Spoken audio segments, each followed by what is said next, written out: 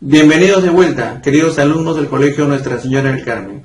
Ahora vamos a iniciar la segunda parte de la sesión de aprendizaje número 3, correspondiente a las culturas del periodo formativo. Ahora vamos a hablar de la cultura Paracas, y para ello nos vamos a situar acá en nuestra línea de tiempo y vamos a observar que en el periodo síntesis, o también llamado periodo medio, se había desarrollado la cultura chavín. Pero este periodo, cuando Chavín empieza a decaer, es donde empieza a nacer, a desarrollarse la influencia Paracas. Por eso a este periodo se le va a denominar periodo tardío o también periodo formativo superior. Ese es el periodo de influencia y de auge de la cultura Paracas, aproximadamente entre los 700 a 200 años antes de Cristo. Ahora nos vamos a situar en el mapa del Perú y nos vamos a ir hasta la región de Ica. Ahí nuevamente Julio César Tello, en el año de 1925, hará descubrimientos. Descubrirá obras textiles, cerámica, momias, fardos funerarios, y él determinará que esta cultura tuvo una influencia religiosa proveniente de los chavín y lo llamó Paracas, simplemente porque todos estos vestigios estaban localizados en la península de Paracas. Como podemos observar, decimos que Paracas heredó la influencia religiosa porque también era una sociedad teocrática. Y como sociedad teocrática, a la cabeza estaban los sacerdotes, quienes eran las personas que lideraban y guiaban al pueblo. Los sacerdotes estaban a la merced, al servicio del dios de los Paracas, el llamado Dios Con. Como lo vemos, una representación de una cabeza con un dios sonriente, a las cuales el pueblo, que estaba comprendido por agricultores y pescadores, tenían que hacerle ofrendas a este dios. Hay que notar algo muy importante: mientras la religión en la cultura chavín era el medio por el cual todos los pueblos se dejaban llevar a través de esa organización política, por ganarse el prestigio de pertenecer a esta gran cultura y a través de ellos ganar los conocimientos agrícolas, en Paracas será lo contrario. Mientras que la religión en Chavín era el medio para llamar a más pueblos, acá en Paracas lo que prevalecerá en la religión será el miedo. Así es, el miedo será la fuente o el secreto donde los pueblos se sometan a esta cultura y se dejen influenciar por ello. Julio César Tello dividió el estudio de Paracas en fases. A estas fases él lo determinó Paracas Cavernas y Paracas Necrópolis. ¿Y por qué hizo esta división? Porque tanto en los dos yacimientos eran pues lugares de entierro, eran cementerios. Pero él llamó Paracas Cavernas al estudio o a la primera fase que correspondía a los entierros hechos del 700 a 500 años antes de Cristo, y en la llamada Paracas Necrópolis a los entierros que procedieron del 500 al 200. Pero vamos a notar acá que aparte de la cronología también hay diferencia en cuanto al estilo de enterramiento. Como podemos observar, vamos a empezar con Paracas Cavernas. Estos cementerios fueron hallados allí en el Cerro Colorado, a 18 kilómetros de Ica, en donde se encontraron restos, momias, con ropaje y con cráneos deformados, que nos hablan un poquito cómo fueron encontrados estos restos y la trascendencia que tenían los Paracas sobre el sentido de la vida. Y podemos observar que sus cementerios eran Paracas Cavernas porque eran pues tipos cavernas, unos huecos, ¿sí?, enterrados de forma vertical, donde al fondo había un espacio ancho en donde entraban estas envolturas, y en cada envoltura estaban enterrados, recubiertos cada momia. Entonces a esta fase se le llamó Paracas Cavernas. Y algo muy curioso, nosotros podemos verlo, si lo vemos de una manera lateral, se puede ver que esta forma de cementerio como de una copa invertida, ¿no? Entonces, esa sería la peculiaridad, la característica de los entierros en Paracas Cavernas. A diferencia de la Paracas Necrópolis, ahí donde fue hallado en los cementerios de Huaricayán y Cabeza Larga, vemos también el mismo estilo, cavernas en lo profundo de la tierra, en un espacio ancho, pero hay una gran diferencia. Ahora estos espacios son de forma rectangular y hay divisiones, una especie de canales en donde se van a colocar a las diferentes momias. Y tú te preguntarás, ¿por qué Paracas Necrópolis? Hay que recordar que la palabra necrópolis significa ciudad de muertos. Entonces, por eso es que se acogió este nombre. Julio César Tello también decía que este cementerio había sido hecho para enterrar a los altos sacerdotes, a los altos nobles militares. Es decir, la gente con un rango especial, con un rango importante dentro de esta sociedad, era enterrada ahí. Entonces había esa diferenciación. Hay que señalar acá un detalle muy importante. Si bien es cierto, Julio César Tello nos brindó estas dos fases y con tiempo cronológico aproximado, estudios posteriores hicieron ver de que la llamada Paracas Necrópolis en sí no perteneció a la cultura Paracas, sino hoy se sabe que la necrópolis le pertenece, o esta forma de entierro corresponde a la cultura Topará.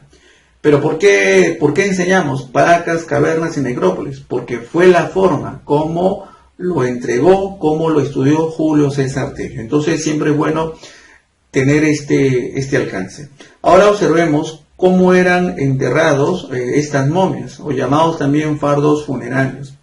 Y vemos acá algunas características. Las momias, al momento de morir, estas personas eran puestas de manera de cuclillas, y en ella eran recubiertos con sus mantos. Dentro de estos mantos también se colocaban objetos con los cuales el hombre había trabajado o había vivido durante toda su vida. Sus cerámicas, sus cosas de oro, algunos alimentos. ¿Y por qué hacían eso?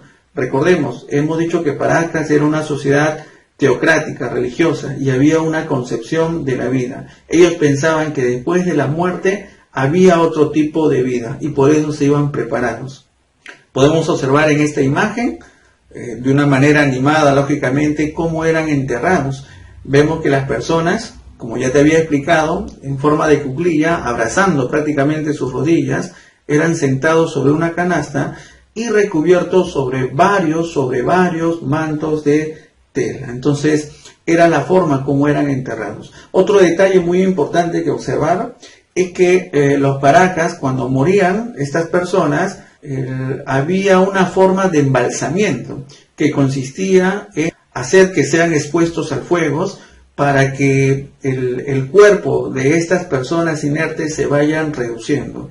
Y es así como los colocaban en estos canastos. Entonces, esta técnica de embalsamiento, de reducir los cuerpos a través del fuego y de enterrarlos recubiertos de telas y dentro de ellos colocar sus alimentos, sus accesorios, las cosas con las cuales vivían, nos dice mucho cuál era la concepción religiosa de los Paracas, qué idea tenían después de la muerte. Y ya que estamos hablando de los mantos que recubrieron a los Paracas, hay que señalar que los Paracas son considerados los diseñadores más importantes de los mantos más hermosos en toda América. Y como podemos observar acá en las imágenes, los mantos se caracterizan por ser muy coloridos, son muy detallosos. En las figuras, en las cuales se representan ahí, vemos figuras geométricas, figuras de divinidades, ¿sí? De seres mitológicos. Los mantos son hechos a través del algodón, de la lana de camélidos, y por eso también fueron reconocidos los Paracas. Otra de las características de los Paracas es que eran grandes cirujanos. Se dice que ellos practicaron las trepanaciones craneanas. ¿Y qué eran las trepanaciones craneanas? Pues eran operaciones en las cuales una persona especializada en el arte de la medicina operaba en la cabeza herida de un hombre. ¿Y cuál era el procedimiento? Pues a través de sus instrumentos, de sus cuchillos, raspaban la cabeza del hombre pero que hay algo muy importante, que esta operación se hacía sin anestesia. Mientras el hombre estaba vivo, el médico Paracas cortaba su cabeza, raspaba su cabeza y trataba de curar la herida. Y esos huecos los suturaban con láminas de oro, con láminas de calabaza. ¿Cómo sabemos eso? Porque en los vestigios, en las momias encontradas allá en la Paracas cavernas, estos fardos funerarios, muchos de ellos tienen estas señales de operaciones en la cabeza, tienen estos huecos ahí, ¿no? Entonces, eso nos hace señalar de que no solamente hacían este tipo de operaciones, sino que las personas que iban a operarse salían vivos, o sea, había éxito. Imagínate, ¿no? Hoy en día una operación sin dolor, pero los Paracas fueron capaces de hacer eso. Eran hombres definitivamente muy, pero muy fuertes. Otra característica que tenemos que señalar de los Paracas es que la sociedad noble, los sacerdotes de la alta curia, ¿sí?, del rango especial, se diferenciaban de los demás. Y entre sus familias se colocaban una especie de tablillas en la cabeza que hacía que cuando estas personas procedentes de esta casta noble, cuando crecían, al tener las tablillas en la cabeza, hacía que su cráneo se deformara. Y esta forma de tener el cráneo deformado, pues simbolizaban de que ellos representaban a una clase especial dentro de la sociedad de los Paracas, ¿no? Entonces, si lo vemos desde nuestro tiempo, acá en el siglo XXI, observamos a una persona con un cráneo deforme, para nosotros sería, ¿no? Acá hay un monstruo, ¿no? Acá hay personas deformes. Pero en el tiempo de los Paracas, observar personas con este tipo de cráneo era ver a personas muy importantes. Siempre les comento que la historia hay que juzgarla no desde nuestro tiempo, ¿sí? La historia siempre hay que juzgarla con los ojos desde el tiempo en la cual se dieron estos hechos, ¿sí? Muy bien, entonces eran algunas características puntuales respecto a la cultura Paracas. Si nos damos cuenta, y lo has estudiado seguramente en Historia Universal, esta clase de enterrar a los muertos con sus objetos valiosos, la trascendencia de que hay una vida después de la muerte, ¿no te parece conocido a las grandes sepulturas que hacían los egipcios?